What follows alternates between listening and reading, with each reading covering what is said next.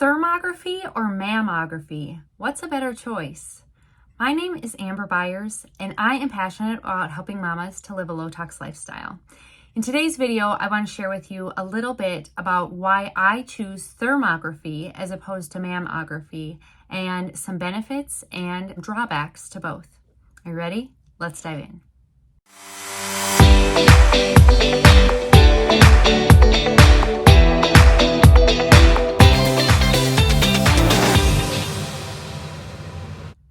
Okay, so a little backstory. My mom died of breast cancer when I was 4, and her mom died of breast cancer when she was 5.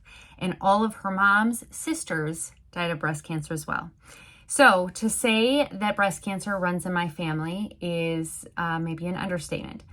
So with that comes a lot of, you're really conscious and aware of the potential of getting something as severe as breast cancer.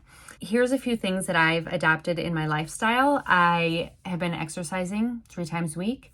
I use saunas as a way to help improve my lymphatic function. I do dry brushing. I try and eat fairly healthy. I use high quality supplementation. There are a lot of things that we can do. Watch what we eat. Don't have a bunch of junk and fast food all the time.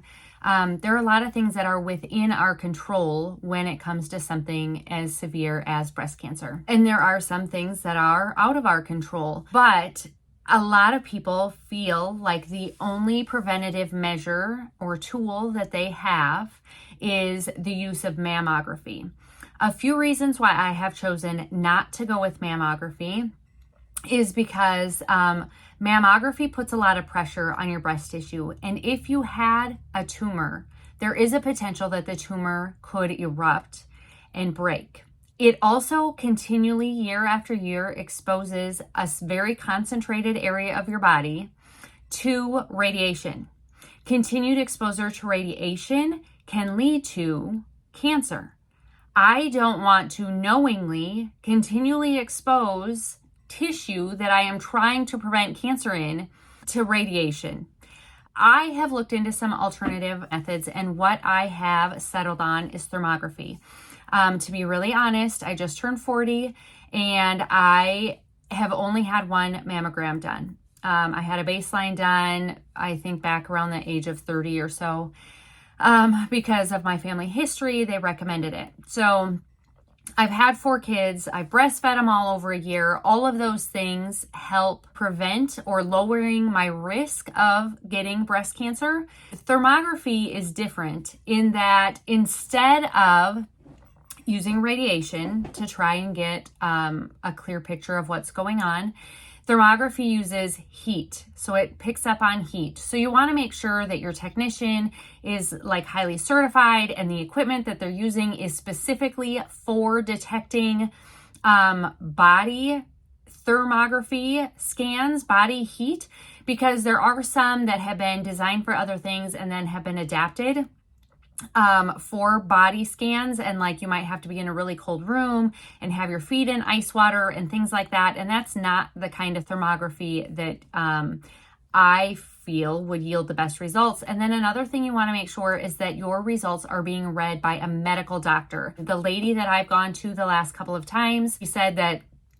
there's our medical doctors. There are some people who are dentists or things like that that can read a thermography scan, and companies feel that that's adequate enough. And with what my goal is for it, I want a more specific, educated look at what is going on within my body. So thermography, you can actually get like a whole body scan done. You could do just the upper if you have issues with thyroid or things like that. What it detects is heat, and concentrated areas of heat mean that there could be inflammation or other areas of concern. I had a scan done in November, and then I went in today and had another one done. Cancer cells double in size in 3 months' time, so it's been like almost 5 or 6 months.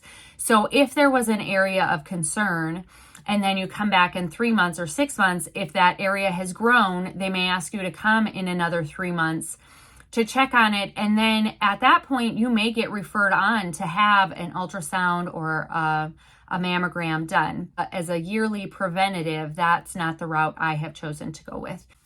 So thermography can actually pick up irregularities or highly concentrated areas of heat before sometimes even a mammogram would be able to detect it. There are some people who struggle with mammograms, like they've got fibrocystic masses in their breasts, or they have highly dense breast tissue. And so they'll have a scan and then they have to come in and have another mammogram done because either unable to get a clear picture or they're unable to determine if the areas that they see are areas of actual concern or not. And here's one thing that really bothers me about mammograms is mammograms may pick up on tumors that potentially might not even ever develop into cancer. So people are undergoing surgeries and caustic chemical therapies and treatments for something that may have never even developed into cancer. I just want you to weigh both options, and I want you to know that there is an alternative option out there. I'm not going to tell you one way is better than the other, right? Like each person has to make that call. I have chosen that thermography makes the most sense to me. Given my family's history, I don't want to do anything else that's going to increase my risk. And I feel that thermography is the safer option, and that's the route that I'm going with.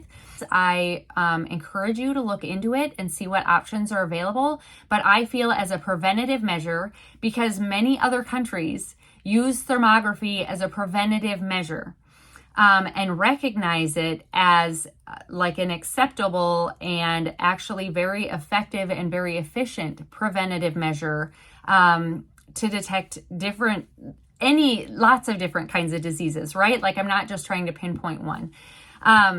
So anyway, if you have a family history or concerns about anything, or you just general out of curiosity want one, I would encourage you to look into it. I think it's a very great option. It's much more safe than the other options that are presented. And when it comes to my health, I mean, I have a 4-year-old. So not only do I want to be taking preventative measures, but I want to make sure that I am limiting my risk as much as possible. So that is what I have for you today. Very raw, very real. Do with it what you will.